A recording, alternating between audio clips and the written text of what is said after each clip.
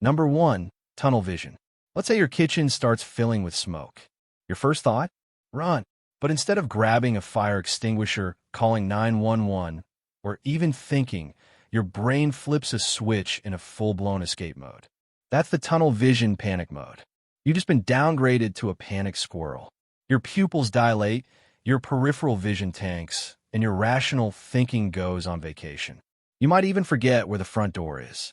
This was great in the Stone Age, when run fast in one direction meant not becoming saber-toothed snack.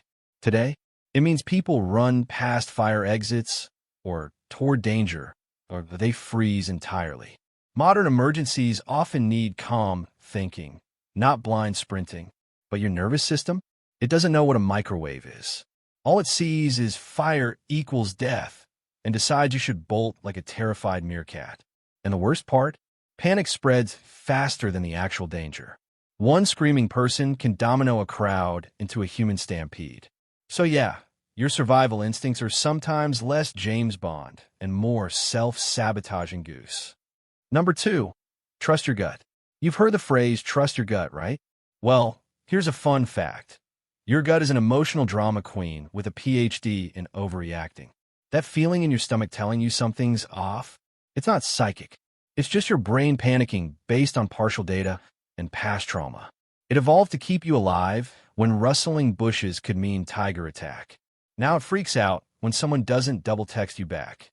In dangerous situations, gut instinct tends to default to fear, suspicion, or overconfidence. None of which are great when you're, say, flying a plane, defusing a bomb, or just trying to diagnose a weird cough on WebMD without spiraling into full undying mode. Gut feelings also go wild in unfamiliar environments. Dark alley? Trust it. But if you're in a high-rise fire and your gut says, take the elevator, that's a betrayal. Because your gut doesn't know fire safety.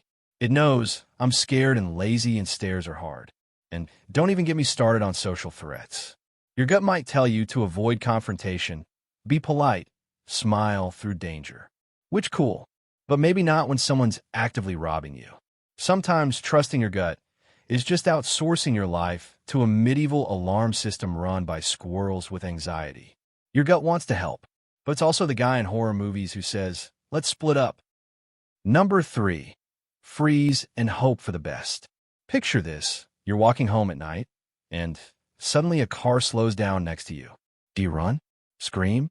Pull out your phone? Nope. You freeze like a dollar store mannequin. Just a statue. That's not you being weird. That's your ancient brain going full, if I don't move, maybe the predator won't see me. Because freezing worked great when the predator was a bear with bad eyesight. In modern life, not so much. The freeze response is your body's awkward middle child of survival. Not as glamorous as fight, not as cinematic as flight. Just freeze, like a confused raccoon caught stealing dog food. And here's the truly disturbing part. Most people freeze in real emergencies. Assaults, fires, car crashes. Their brains hit pause, hoping someone else will act. It's like your body throws a not it and ducks out. Worse, society blames people for this. You should have screamed. You should have run. Yeah.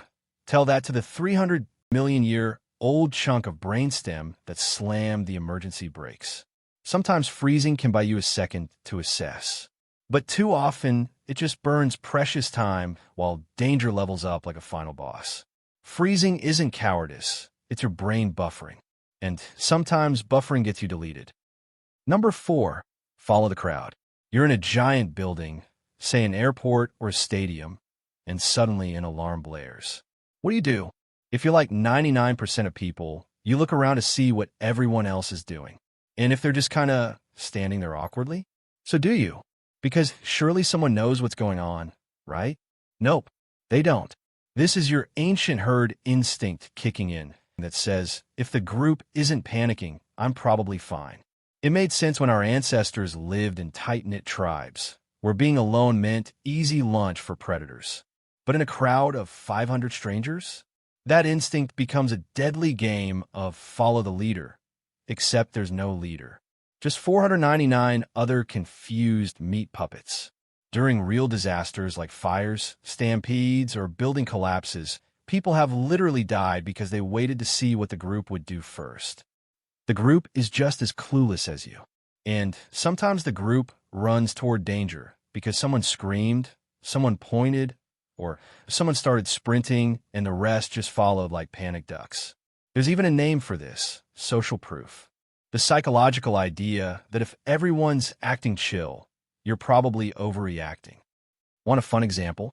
During the 2001 World Trade Center attacks, some people paused to shut down their computers before evacuating. Why? Because everyone else was doing it.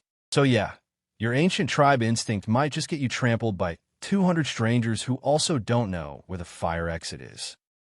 Number 5. Take the shortcut. Imagine you're hiking. You see two paths. One's long, winding, and looks responsible. The other is a narrow dirt trail that cuts right through the forest with a suspicious amount of enthusiasm. Which one does your brain want? Obviously, the sketchy shortcut. Because deep down, your ancient programming loves shortcuts. Less effort equals more energy saved equals more chances to survive the Ice Age. Except now you're not dodging saber-tooths or mammoth. You're just trying to make it to your car without becoming the subject of a future Netflix doc. Humans are wired to conserve energy. That's why we'll jaywalk across 6 lanes of traffic instead of walking 50 feet to a crosswalk. Or step over danger or do not enter signs like they're polite suggestions. Your brain whispers, "It'll be fine," and suddenly you're lost, locked out, or knee-deep in a ravine trying to Google how to not die in the woods with 3% battery. The survival instinct that once saved us from wasting calories in the wild now makes us cut corners in life-or-death decisions. Construction zones? You'll duck under the tape. Flooded road? It's probably shallow. Sketchy shortcut through the alley? It's quicker than Main Street. People ignore signs, try to find a better way, or follow muscle memory from a past route, and end up stuck, crushed, or fried. So if you ever feel that little, "I know a faster way" itch during a disaster, that's not your inner genius. That's your lazy lizard brain trying to get you to the morgue.